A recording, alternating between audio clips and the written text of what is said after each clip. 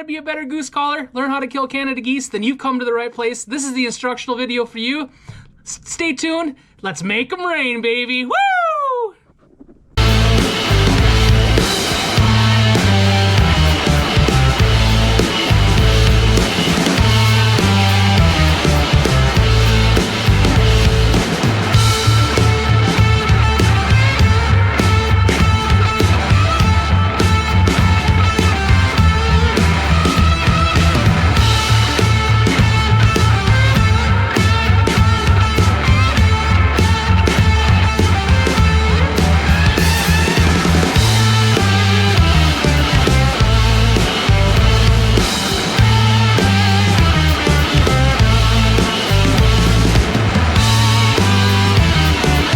Welcome back to my YouTube channel. I'm Michael McNeil, and I'm bringing you my best hunts from all over the world, except for today.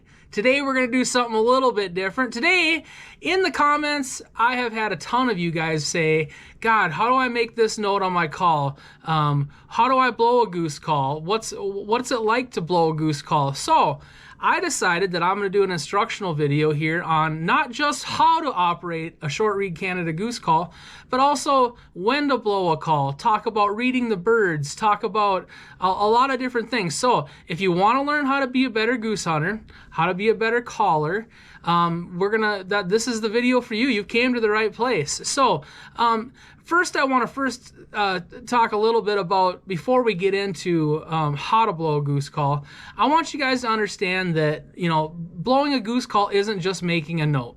It isn't just sounding like a Canada goose. The best goose callers and the best hunters in the world when it comes to killing geese aren't just the best because they can make all the notes. Now, I'll be the first to tell you that I'm not a competition goose caller.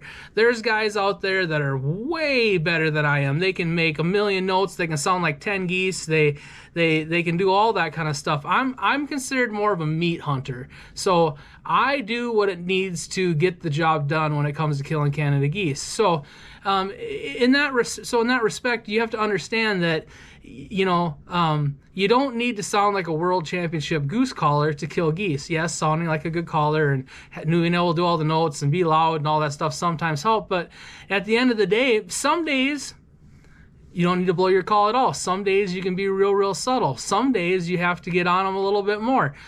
That's what I want to talk to you about first, is reading the birds. So when you have a flock of Canada geese, so let's say you have your decoys out. We're not going to get into decoy spreads today. Maybe we'll do another video on that another day. But when you talk about killing Canada geese and decoying them consistently, let's just say you got your decoys out, your hide's good and everything. You have a flock of Canada geese coming at you.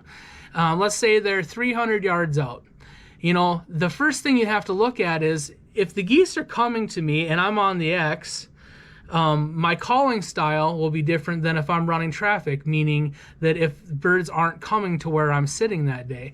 So typically if you're running traffic, you're trying to get their attention, you're trying to get them to where you're at because they don't really want to be there. But let's just talk a little bit about, to keep it all baseline, is you have geese coming at you. What's the most important thing? Well, the most important thing is if I got geese coming at me and I'm where they want to be and I got a good hide, you know, I don't call as much. And watching those birds, if the birds start to veer off or if they start to short stop the spread, yeah, I'll make a few clucks. But the biggest mistake I see hunters make, and in other videos and while I'm out hunting and scouting, is the first thing that they do when they see a bird, oh my God, geese, they start calling at them right away. Well, you can do that and have some success, but you know, you don't necessarily need to call at them right away. The first thing you need to do is watch those birds and read their wingtips, and you only really get good at reading geese by watching a lot of geese and hunting a lot. In fact, when I was younger, I owned just about every hunting DVD known to man. I still have them. Super important. But I would watch hunting DVDs over and over, and I'd watch other guys calling at geese and hunting geese and stuff. And the more flocks that you get to see, the better at it you get. They say you need to do something 10,000 hours before you really become a master at it. And you know, spending time and watching geese, and not just when you're hunting, go to a park. Sit down and watch geese coming in and out of a park and listen to what they're saying and how they're saying it and how often they're talking and what they're saying. Doing all those things can help you understand how to be a better caller. So it isn't just about taking this call and ripping on it all the time. I want you guys to understand that, you know, there's a lot that comes into being successful. Your hide, where you're located, the pressure of the birds you're hunting. But for this video, we're going to just talk about, like I said, just, you know, why we call. So let's just say I got that flock of Canada geese coming at me, and let's just say they're coming at a pretty good right at me, and I feel like I'm right where they want to be. I might just let out a simple cluck. It might just sound something like this. Now, that's the most basic sound. If you can make that sound, you can call Canada geese. You know, so basically how to do that, and what I have here for all those that are going to ask is, this is just a Bill Saunders big spin short reed Canada goose call. It's got the broken guts in it, and these guts have been around forever. I've blown in them to forever, and that's just another tip too. You know, a goose call is in tune when you get it, but the more you blow into it, the more broken it gets, and you'll get, and I know you probably can't see it, but it'll get grooves in here, and this reed will get really thin, and it'll start to sound real good. But so I got these geese coming at me, and I make the cluck, and I go, okay. If you can make that sound, you can kill Canada geese. So let's talk about the cluck. The cluck is just basically a simple cluck of a goose. So it would just be in the back of the call. So when you're practicing, first and foremost, you take the call and you put it up to your lips like this, and you want to make sure that there's no air getting out, okay? So when you press it up to your lips, there should not be any air. All the air needs to go through the call. So if you put it up to your lips like you're drinking out of a pop bottle, like so you're not letting the pop run out the sides all over your face, that closes off the air. Now, the other thing is tongue position. When you blow a Canada goose call, you do not want your tongue to move. The tongue should be buried behind your front teeth like this. It should be buried behind there. So when you make a note, you're basically pushing, you're making the air in your mouth smaller to push the air down in through the call, okay? So those are some little trips here to do that. Now, hand position. You see all these guys, they're doing all this stuff and they're trying to do all this. At the end of the day, to run a Canada goose call, a short reed Canada goose call, your hand position, you know, you can make a note without it. You don't even really need anything on the call. That's what you need to understand. But what this does is it forces the air down in it, and then it creates back pressure. The air will bounce off your hands, and it'll get that reed. So every time you blow into that call, the reed goes up, and then you want the reed to slap back down, and that's what makes the note. So the first and foremost is you want to start out very, very, very slow. But so you can sound what it hears like not blowing into the call. It goes,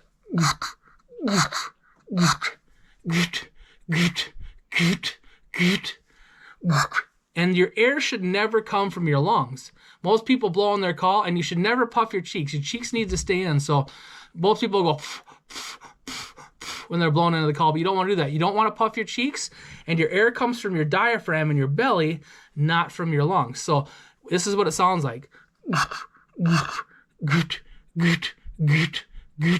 Practice that in the back of your call for a second. It should sound like this. If you flip the call over,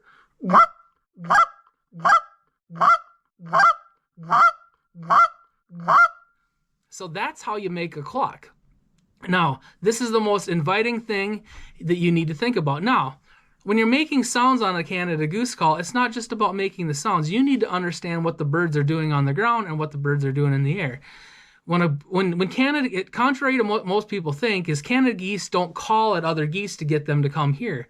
When Canada geese call at other geese, they're saying, hey, I see you, get away from me, this is my food, this is my area, this is my swamp, this is my cattail pond, this is my stuff, get away. Geese, Canada geese especially, are super, super territorial. So everything that a Canada goose does is territorial. If you ever watch some Canada geese when they land, a lot of times they'll just go after each other. As soon as the other one hits the ground, they're running after each other, and they're trying to get the other geese away from them because they don't want other geese stealing their food. They don't want other geese around them. So what you have to understand is everything you're trying to do is mimic what the other geese do anyways. So that simple cluck.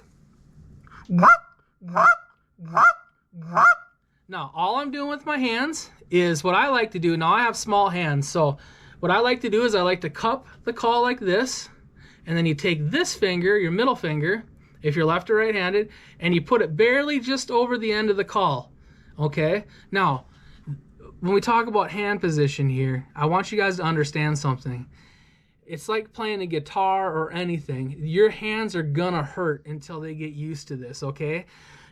Practice, practice, practice, practice. But what you gotta understand is that it's gonna hurt. This isn't a natural position for you to be holding your fingers in all the time. So if you're doing this, practice 5 or 10 minutes and then take a little break. Practice 5 or 10 minutes, and then do a little break. And then the other thing is start off slow. You don't need to make a right away. You don't need to do that. Just one good. That's all you need to do. Go very, very slow. You need to worry about making one good note before you can worry about making 2 and 3 and 4. So just with that cluck. So I like to take my hand, like I was saying, and I put my middle finger over the hole. I close these in. So this is what it looks like. My right hand holding or my left hand holding the call, whatever dominant hand you are. Okay?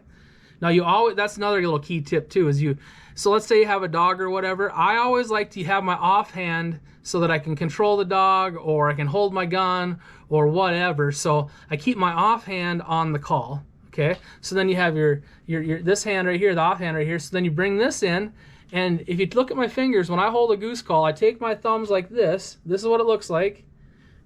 I take my thumbs and I make like I'm reverse drinking water. So if you drink water out of a fountain, you're going like this. Well, you just want to reverse it, okay? So what I'm doing is I'm making a port here to make the sound.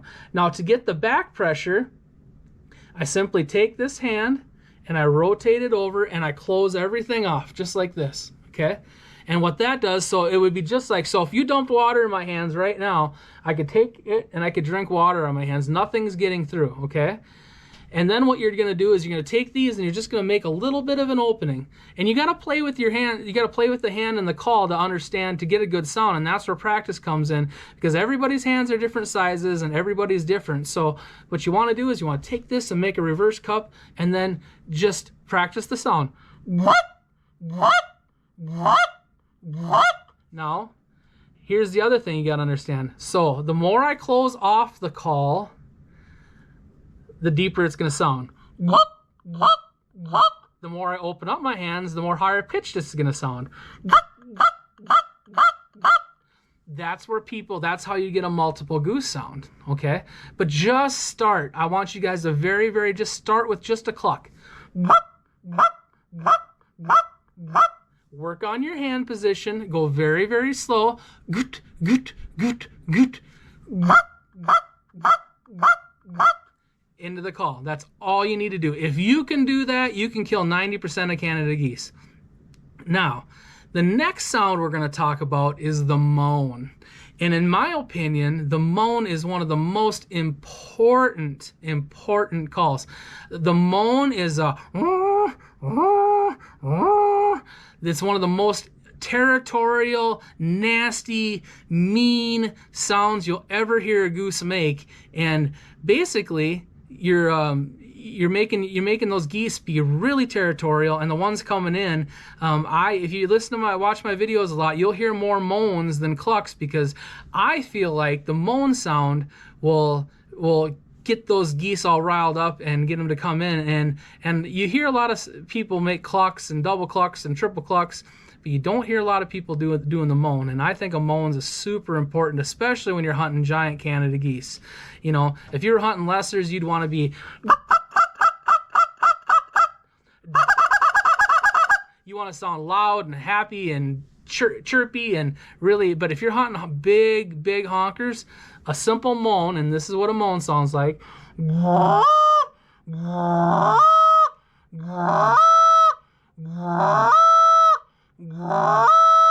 So that's a moan.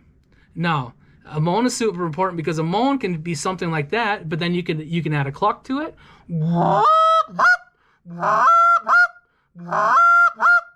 So all I did was I took that cluck and I added a moan to it. Okay? But a moan just like this is a super, super important sound. Now, the other thing you can do, because off the moan, you're going to do something else. You're going to do a comeback call. And a comeback call sounds like a dying hyena, but we'll get to that here in just a little bit. But every note works off every other note. So you got your cluck, and then you got your moan, okay? And then we'll get into the comeback call. But so for the moan, basically with the moan, you're not gonna want a lot of air to come out of the back of this call. So what I'm doing is, just like I showed you how to hold the call before, but I'm really not letting, so imagine we're drinking out of a cup of water. Now imagine I take that water and I just close it off and I'm trying to hold as much of that water in my hand as I possibly can and not let any out. So the moan is, and you gotta understand with the moan, with a cluck, you're trying to get the reed to go up and snap back down. With a moan, you're trying to get that reed to you're trying to hit a sweet spot where it drags and it just vibrates, okay? So a moan's gonna go,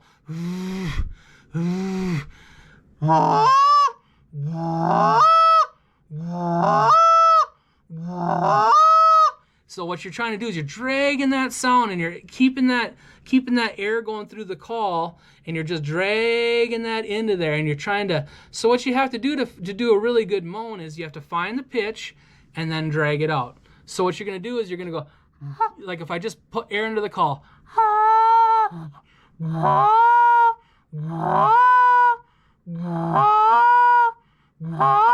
so and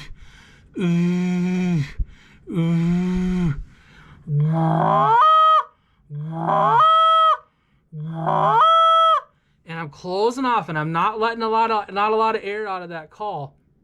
I'm really just letting that air, I'm finding that note and I'm letting that reed vibrate, and I'm just, this is what it would sound like into the back of the call.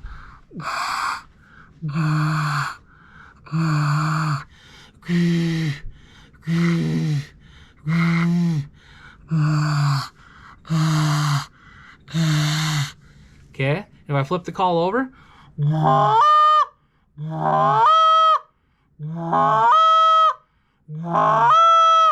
so that's all you're trying to do. You're trying to make that moan. So if you can do a cluck and you can do a moan, you can pretty much do any sound that you want to do on a Canada Goose call. But in my opinion, the cluck, the moan, and the double cluck are the most important calls.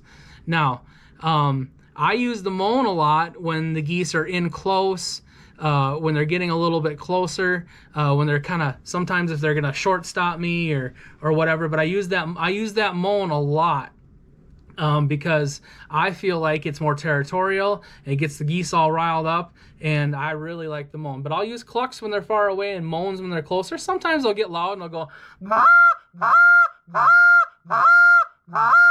you know, that's a comeback call.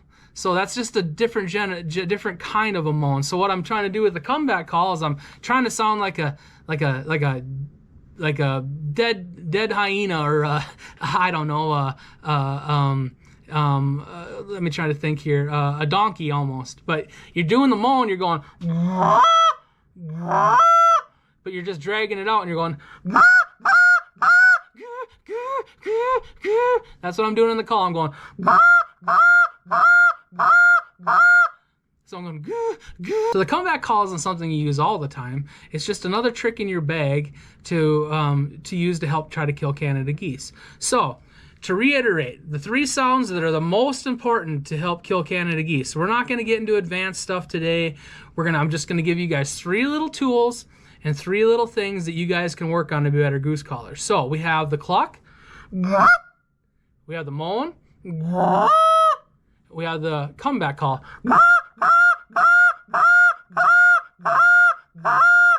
So those are all things that we can use, and the 3 sounds that I think are the most important. Now, let's get into this. To be a good goose caller, you have to call a lot. I want you guys to sit down. If you guys can, I know if you're a kid or if you're a grown adult and you got a wife or a mom and dad around, you know, this is going to drive them nuts. So I want to first say that, you know, practice in your vehicle. Go sit out in your vehicle and practice. Go sit out in the garage and practice. A good place to practice is if you do have a park around where you can go sit and listen to Canada geese and try to mimic their sounds. But I want to just see this. Tell you this, most people screw up is because they try to go too fast. They try to push themselves to go faster, faster, faster, faster. I want you guys to really focus in on each note and understand what you're trying to do here, because the faster you go isn't better. Faster isn't always better, okay? You know, so those are some things. So because once you learn how to do one note, you know, that's how it should start off right away, the cluck. And then once you get faster, you can go, but you got to make one good note. Each note builds into the other. So if you can't make one good one, you're not going to make two, and you sure as heck aren't going to make three. So make one note, very, very focused, and do that, and that'll make your success a little bit better. And just understand, you know, I've been blowing a short reed goose call since 2001. The very first short reed goose call I ever bought was a Jeff Foyle straight meat honker, and that's what I learned off. And Jeff had a CD out, and I bought that. And then some of the other guys that are out there put out DVDs and stuff, and then you'll see a lot of tutorials here on YouTube. Now, I'm not saying what I do is the best, okay? There's a lot of different philosophies out there. There's a lot of really good hunters. There's a lot of really good goose callers, and we all have a different style. So what all this video is trying to do is to get you to understand why we call, the best, easiest ways to make sounds, and keep it very, very, very simple. So make sure you if you have any questions, put it in the comment section below. I will always answer you guys. Don't try all three of these sounds at once. Start with the cluck, get one good cluck going, okay? Start with the cluck, and then work to the moan, and then work to the comeback call. Those are all three things that you need to work on. But don't try to just go from one to the other. It gets confusing. Stick with one.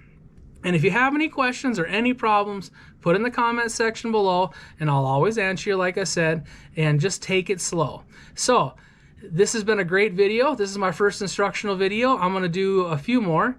We're going to do a snow goose call. We'll do a speckle belly. We'll do a duck call. We'll even work on, if you want to learn to be a crane caller, I'll even work on some of those too. So make sure you get lots of practice. Take your time. Rome was not built in a day, and then you'll get way better at this. So keep that in mind, and until next time, make 'em rain.